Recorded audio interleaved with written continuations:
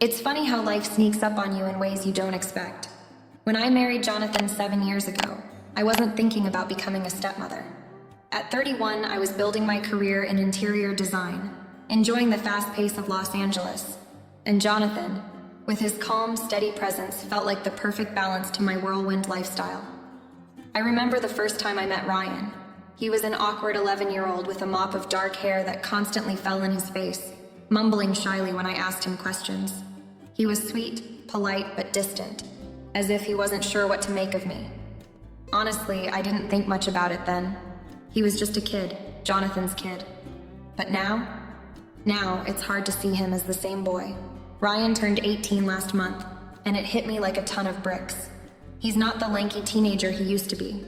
Over the past year, it's like he's transformed right in front of me, though I didn't fully notice until recently. His shoulders have broadened, his jawline has sharpened, and his voice, his voice is so much deeper now.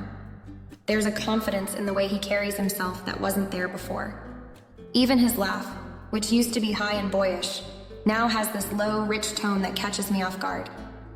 I first noticed the shift one night during dinner.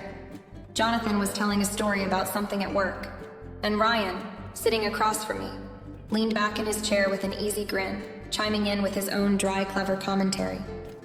I found myself watching him, really watching him, and realizing just how much he had changed. His eyes, a warm brown like Jonathan's, had this spark of maturity, like he understood more of the world than he let on. It wasn't just his looks, though those were striking enough. It was the way he moved, the way he spoke. He wasn't a boy anymore. He was a man. I tried to shake it off, brushing it aside as a fleeting observation, but it didn't stop there. I'd catch myself noticing little things, how his t-shirts fit snugly across his chest, the way his muscles flexed when he carried groceries into the house, even the way he ran his hand through his hair when he was deep in thought. It wasn't just physical, though that was undeniable. It was the way he seemed to command attention without trying, the way his quiet confidence filled a room. I'd be lying if I said it didn't throw me. These aren't thoughts I ever expected to have, let alone about my stepson. But it's not like I can ignore it. I see him every day. I see him becoming someone different, someone more than just the shy kid I met all those years ago. It's like watching a caterpillar turn into a butterfly. Only this particular butterfly is 6 feet tall, goes to the gym 3 times a week, and looks like he walked out of a fitness magazine. I try not to dwell on it, but the truth is, these thoughts don't scare me. They intrigue me. It's not about guilt or shame. I don't feel either. I know where the lines are, and I know I would never cross them. But noticing him like this, seeing him in a way I've never seen him before, makes me wonder what it says about me. Am I just bored, restless, or is it something more? Whatever it is, I can't deny that Ryan is growing into someone remarkable. And whether I like it or not, I've started to notice. Jonathan had barely been gone a day before the house felt different. It wasn't the first time he'd gone away for business, but this time, something about the quiet seemed heavier. Ryan and I were used to being alone together during these trips, but tonight, it felt more noticeable, more deliberate somehow. It started in the kitchen. I was standing by the counter, scrolling through my phone and absent-mindedly sipping tea, when Ryan walked in. His hair was still damp from a shower, and he wore a simple gray t-shirt and sweatpants that clung to his lean frame. He had a way of moving, casual but purposeful, that immediately drew my attention. "Hey," he said, his voice warm but relaxed, as he opened the fridge and pulled out a bottle of water. "Hey," I replied, setting my mug down and glancing at him. "How's schoolwork? You all caught up?" "Yeah, more or less." He leaned against the counter across from me, twisting the cap off the bottle. "Senior year's not as bad as they make it out to be. It's mostly coasting now." I smiled. "Enjoy it while you can. Real life hits harder than you think." He laughed softly, a low, effortless sound that I wasn't used to hearing from him. "You sound like Dad. Enjoy it while you can, Ryan. One day you'll miss the easy stuff." He imitated Jonathan's deep, authoritative tone, and I couldn't help but laugh. The room felt lighter after that, the kind of easy comfort that usually comes when you're with someone you trust. We started talking about other things, movies, the new restaurant opening downtown, his gym routine, and I found myself relaxing in a way I hadn't in weeks. Ryan had this way of listening, of being fully present, that caught me off guard. He wasn't scrolling through his phone or distractedly nodding along. He was just there. At one point, he leaned closer, resting his arms on the counter. "You ever think about what you'd be doing if you hadn't married Dad?" he asked, his tone curious but casual. The question surprised me. "I don't know," I said honestly, tilting my head as I considered it. "I guess I'd still be working nonstop, living in some tiny apartment downtown. Why do you ask?" He shrugged, but there was a thoughtful look in his eyes. "Just wondering. You seem like someone who could have done a lot of different things, you know? You're not like most people." For a moment, I didn't know what to say. There was something in his tone, not flirty, not overt, but intentional. He meant it, and the sincerity in his gaze made me feel unexpectedly seen. "Well, thanks, I guess," I said with a small laugh, trying to play it off, but my heart was racing in a way I couldn't quite explain. Ryan smiled, a crooked, boyish grin that was all too charming, and went back to sipping his water. The conversation stayed light after that, but the air between us felt charged in a way it hadn't before. It was subtle, barely there, but undeniable. I found myself hyper-aware of the way he moved, the sound of his voice, even the way his eyes lingered on me when he thought I wasn't looking. As I cleaned up the kitchen and he went to the living room to watch TV, I couldn't shake the feeling that something had shifted. It wasn't just in him, it was in me too. For the first time, I started to wonder if he noticed it too. Or worse, if he felt it. The days that followed were a strange, delicate dance. Nothing was said outright, but the atmosphere between Ryan and me felt charged, as if we were both aware of something unspoken. He started spending more time around the house than usual, which wasn't like him. Normally he'd be out with friends or holed up in his room playing games or working on assignments. Now he seemed to linger, whether it was in the kitchen while I cooked, in the living room while I folded laundry, or even outside while I watered the plants. It wasn't anything overt. He wasn't following me or trying to make it obvious, but I noticed. I couldn't not notice. One morning, as I sat at the dining table answering emails, Ryan walked in and grabbed a cup of coffee. He was still in his sleepwear, a loose tank top and shorts, and I couldn't help but notice how his shoulders had broadened over the past year. He sat across from me, sipping his coffee and scrolling through his phone. "You're up early," I said, trying to keep my voice light. "Couldn't sleep," he replied, glancing up at me with a small smile. "Figured I'd start the day instead of lying around." "That's new," I teased. He chuckled softly. "I guess I'm turning over a new leaf."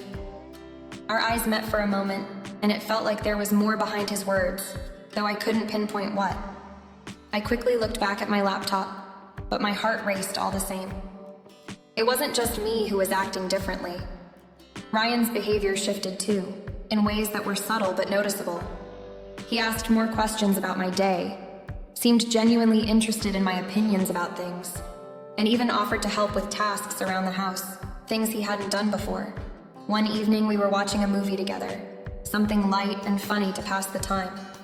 We sat on opposite ends of the couch at first, but as the movie went on, he shifted closer. It wasn't much, just enough that our knees almost touched. I was acutely aware of the space between us, of how his arm rested along the back of the couch, not quite near me but not far either. At one point I laughed at something on screen, and he glanced over at me, smiling in a way that felt different. More personal, like he wasn't just laughing at the joke, but at how I reacted to it. "You have a great laugh, you know that?" he said casually, but there was a weight to his words that hung in the air. "Thanks," I said, my cheeks warming. The tension was subtle but constant, a thread woven into every interaction. Even mundane moments, passing each other in the hallway, sharing a quick exchange about what to eat for dinner, felt heavier. I caught myself watching him more than I should have, noticing things I hadn't before.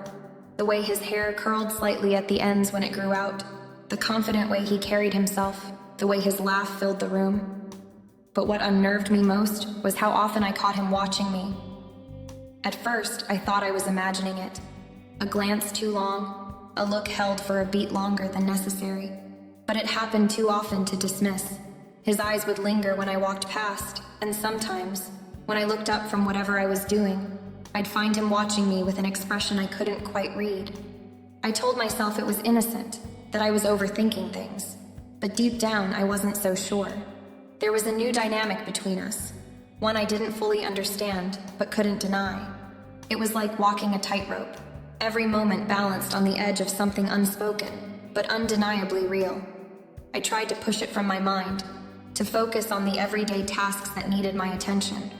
But the weight of his presence, the subtle shifts in our interactions, lingered in the back of my mind, growing harder to ignore with each passing day. It was late afternoon when Ryan came back from the gym, and I heard the front door open with a faint creak. I was in the kitchen, wiping down the counter when he walked in, and the sight of him stopped me in my tracks. He was wearing a fitted black t-shirt, the fabric clinging to his chest and arms, damp with sweat. His hair was tousled, strands sticking to his forehead, and he carried a gym bag slung casually over one shoulder. The faint scent of cologne mixed with the clean sharpness of his workout lingered in the air as he passed by me. "Hey," he said, his voice a little deeper, his breath still heavy from whatever intense routine he had just finished. He reached for a bottle of water from the fridge and leaned against the counter to take a sip. "Hey," I replied, trying to keep my tone neutral, but my voice faltered just slightly. He tilted his head, catching my reaction. "You okay?" "Yeah, fine. Just long day," I said quickly, looking back down at the counter, pretending to focus on wiping a spot that didn't exist. But I wasn't fine. I could feel my pulse quicken, an involuntary response to how he looked, how he carried himself. There was something about the way he stood there, completely at ease yet commanding the space without even trying, that left me unsteady. As he finished his water, his eyes flicked to me, lingering for a moment longer than usual. It wasn't blatant, but it was enough for me to notice. I busied myself with rearranging a stack of mail, anything to distract from the heat rising to my face. "You were at the gym for a while today," I said, my voice more casual now. "Yeah, started a new program," he replied, running a hand through his damp hair. "It's brutal, but I'm already feeling stronger. I think it's paying off." His tone wasn't cocky, just confident, like he knew his hard work was yielding results. And he wasn't wrong. I could see the definition in his arms, the tautness in his shoulders, and the way his posture seemed more solid, more grounded. "It shows," I said without thinking, then immediately regretted it. He raised an eyebrow, a small smirk playing on his lips. "Oh yeah?" I scrambled to recover. "I mean, you seem more energetic lately, that's all I meant."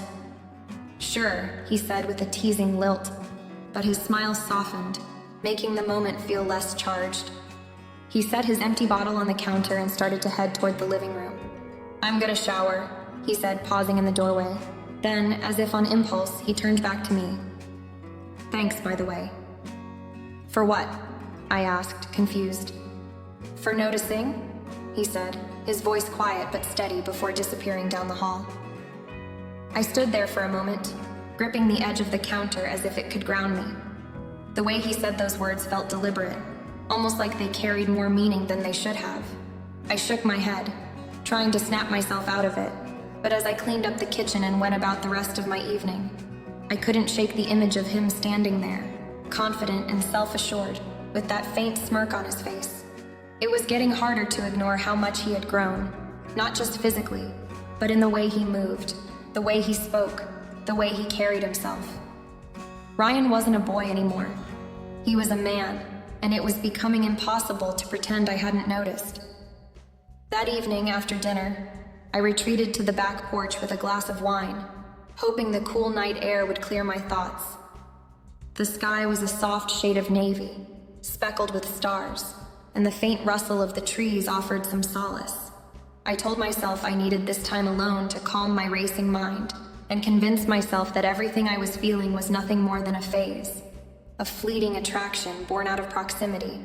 The sound of the sliding door behind me broke my thoughts. I turned to see Ryan stepping out, wearing a casual sweatshirt and joggers, his damp hair combed back from his earlier shower. He carried a soda in one hand, his posture relaxed, but his presence immediately shifted the energy around me. "Mind if I join you?" he asked, his voice soft, almost hesitant. "Of course not," I replied, trying to sound as casual as possible. He settled into the chair beside mine, close enough that I could feel the faint warmth radiating from him in the crisp evening air. For a while, neither of us spoke. The silence was comfortable, but it carried an unspoken weight that neither of us dared to address. "This is nice," he said finally, breaking the quiet. "It's good to just sit and breathe sometimes." I nodded, sipping my wine and keeping my gaze fixed on the stars. "Yeah, it is. Life gets so noisy sometimes." He chuckled softly, a sound that sent a ripple through me. "You've always been good at noticing stuff like that. Most people just rush through things, never really stop to appreciate what's around them." His words felt heavier than they should have, and I glanced at him. He was staring out into the yard, but there was something in his expression, something vulnerable and raw. "Ryan," I began cautiously, unsure of what I was about to say. He turned to me, his eyes meeting mine with a steady intensity that made my breath hitch. "I need to tell you something," he said, his voice low but unwavering. My heart thudded in my chest, and I felt the urge to stop him, to steer the conversation back to something safe, but I couldn't bring myself to speak. "I've been feeling this way for a while now," he started, his gaze never leaving mine. I didn't want to say anything because I knew it might be wrong, but I can't keep it to myself anymore. "Ryan, Please," he interrupted gently. "Just let me finish." I nodded, swallowing hard as he continued. "You're amazing, Marlene. You're smart, kind, strong, so much more than anyone gives you credit for. I see it every day, and I've caught myself thinking about you in ways I know I shouldn't." His confession hung in the air, heavy and undeniable. I gripped the stem of my wine glass, unsure whether to feel flattered, terrified, or something in between. "I know it's wrong," he said, his voice cracking slightly.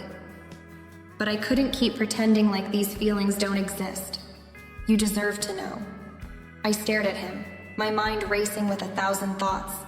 Part of me wanted to push him away, to shut this conversation down before it went any further. But another part, the part I wasn't proud of, felt a strange sense of relief. Relief that I wasn't alone in this impossible situation. "Ryan," I finally said, my voice barely above a whisper. I don't know what to say." "You don't have to say anything," he replied quickly. "I just needed you to know.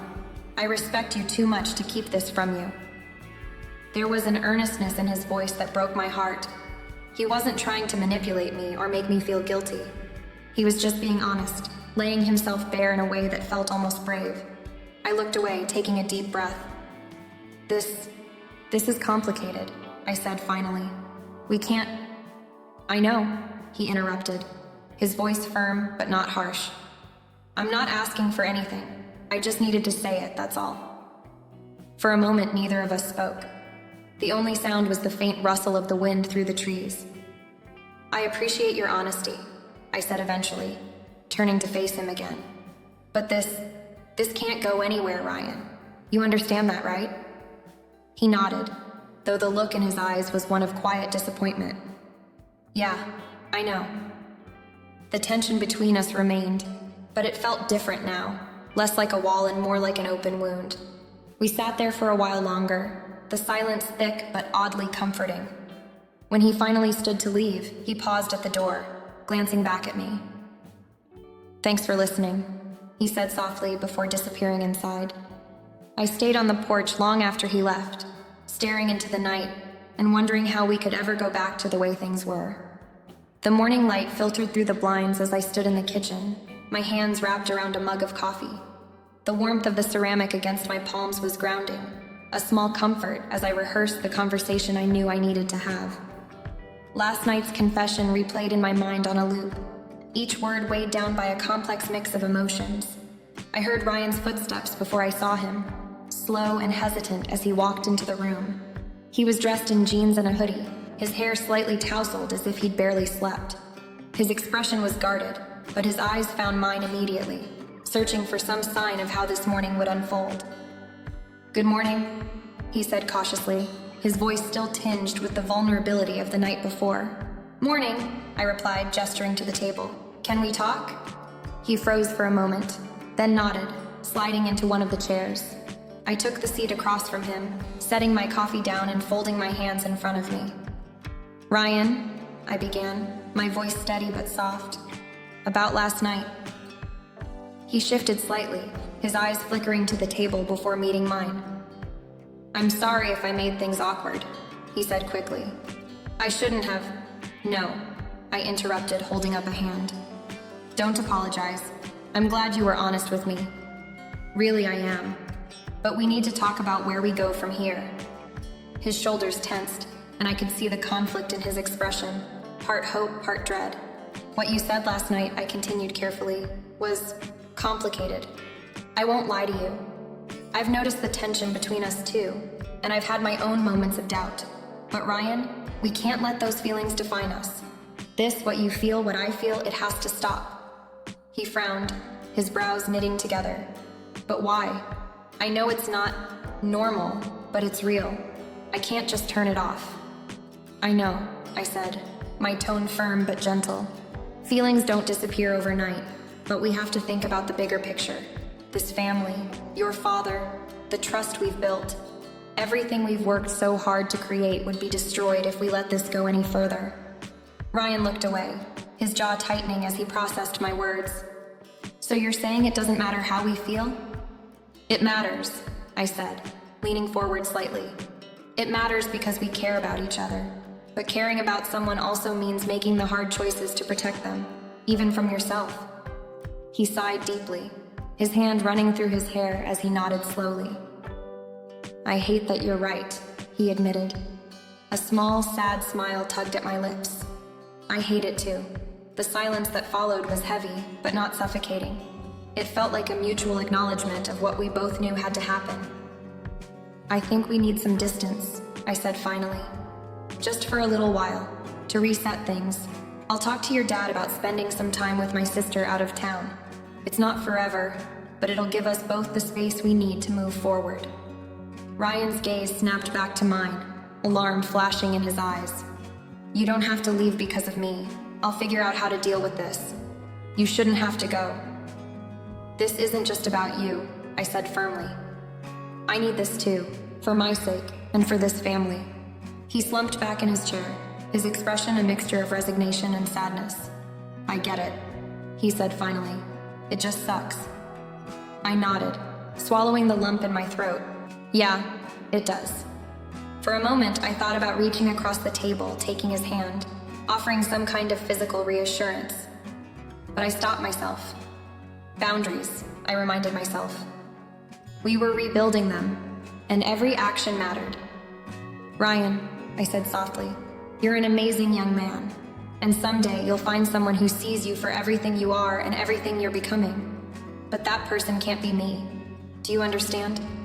His eyes glistened for a moment, and I saw the effort it took for him to nod. "Yeah," he said, his voice thick. "I understand." The conversation ended with a mutual, bittersweet understanding. As I watched him leave the kitchen, I felt a strange mix of relief and sorrow settle over me. There was no going back to the way things were, but maybe that was okay. Sometimes the strongest connections aren't the ones we act on. They're the ones we choose to let go.